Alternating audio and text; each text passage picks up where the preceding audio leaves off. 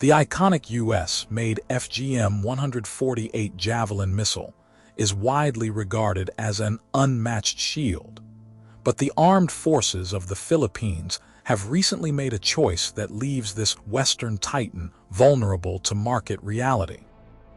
During the historic Balikatan joint military exercises in April 2023, Filipino soldiers successfully test-fired the Javelin, experiencing its raw power firsthand. Yet, just as the regional stakes escalated in the West Philippine Sea, defense planners realized that deploying this platform at scale would leave their tight modernizing budget entirely exposed. How did a highly specialized South Korean challenger successfully dethrone America's most famous armor destroyer in Manila's latest defense plans? Leading global defense analysts argue that the answer lies in a brutal fiscal and logistical reality.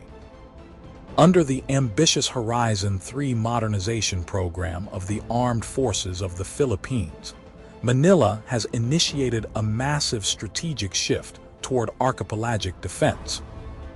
However, procuring the FGM-148 Javelin through the strict United States Foreign Military Sales Program usually demands an astonishing $240,000 per missile, alongside long administrative delays.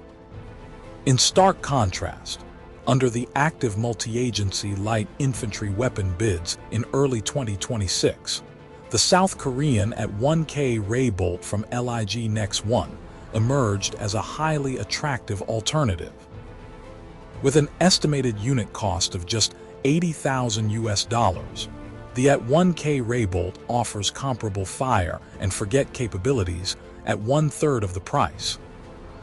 On paper, their only tactical salvation against potential amphibious beach landings on remote outposts would be the rapid, high-volume deployment of guided missiles, a feat only possible with South Korea's cost-effective and fast delivery timeline. Before we go on, do you think practical cost should always beat brand reputation in modern defense? Subscribe now to join our global military community and tell me where you are watching from. When looking at raw capabilities, many assume that opting for a cheaper missile means settling for an inferior weapon, but the technical reality of the AT-1K Raybolt challenges this assumption entirely.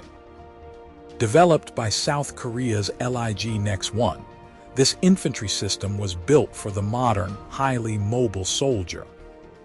To start, weight is a critical factor for Philippine troops operating in punishing tropical humidity and rugged coastal sands.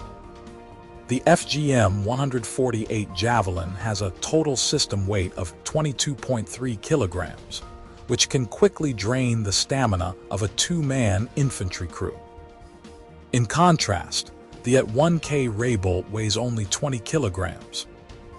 This 10% reduction in weight provides a significant boost to tactical mobility on remote islands where every single kilogram matters.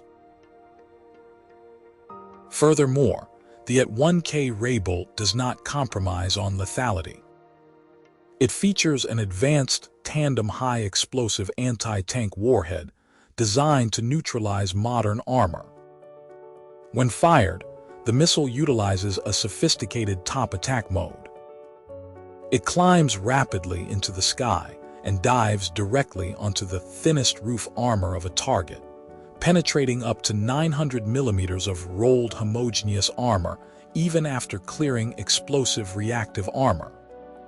This matches the destructive capabilities of the FGM-148 Javelin, which also utilizes top attack flight paths to bypass heavy frontal defenses.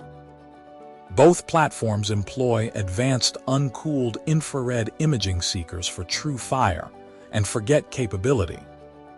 Once a Filipino soldier pulls the trigger, the missile guides itself to the target, allowing the operator to immediately seek cover from retaliatory fire. With a reliable operational range of 2,500 meters, the AT-1K Raybolt provides the exact same defensive reach needed to intercept fast boat incursions and armored landing craft before they can establish a foothold on the beaches. Beyond the impressive technical specifications, the most decisive battle between these two weapons was not fought on a firing range, but rather in the slow, bureaucratic hallways of military procurement. Buying military hardware from the United States typically requires navigating the strict foreign military sales program. For a developing nation like the Philippines, this process often becomes a logistical nightmare. Under United States regulations, every major arms deal must undergo extensive reviews by the State Department and obtain formal approval from Congress. This administrative journey can easily drag on for 2 to 3 years before a single missile is delivered. With maritime tensions escalating rapidly in the West Philippine Sea throughout early 2026, Manila simply did not have the luxury of waiting years for critical defensive systems. In contrast, South Korea and its premier defense contractor, LIG Nex1, offered a far more flexible commercial approach to procurement. By utilizing a direct government-to-government commercial framework, South Korea can bypass the long legislative debates that paralyze Washington. Consequently, when the Philippine Army officially updated its multi-agency light infantry weapon bids in early 2026, South Korea was positioned to package, transport, and deliver initial batches of the AT-1K Raybolt within a matter of months rather than years. Additionally, purchasing American weaponry often comes tied to complex political agreements, foreign policy alignments, and strict end-user oversight. South Korea, however, maintains a highly pragmatic approach, focusing on mutual security and economic cooperation without imposing heavy political conditions.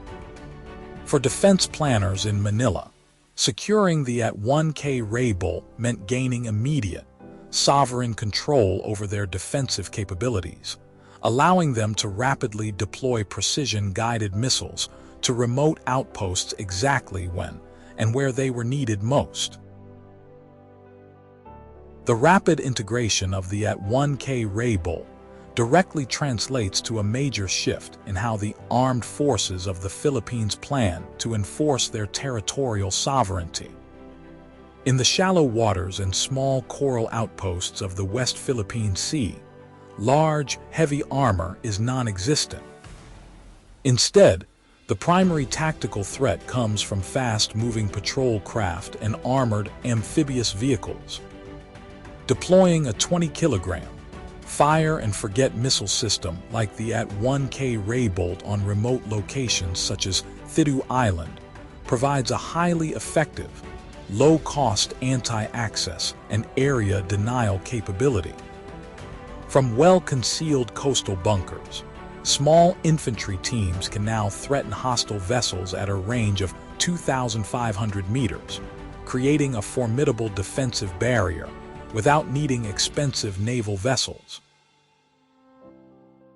Looking forward into late 2026 and early 2027, the Philippine Army plans to fully test the AT-1K Raybolt in realistic amphibious defense exercises. This will evaluate how the sensitive infrared seekers perform in high humidity and highly corrosive salt air environments over extended deployments. The ultimate lesson here is that modern defense is no longer just about acquiring the most famous or expensive weapons systems. For nations with limited budgets facing immediate territorial threats, success depends on choosing highly practical, rapidly deployable, and cost-effective technology that can be distributed in large numbers. By selecting the South Korean AT-1K Raybolt over the prestigious American Javelin, Manila has shown that strategic agility and economic reality are far more valuable than brand reputation when defending a nation's borders. With South Korea rapidly becoming a dominant defense supplier across Southeast Asia, do you believe other regional nations will soon follow the example of the Philippines and trade high-priced Western systems for practical Eastern alternatives?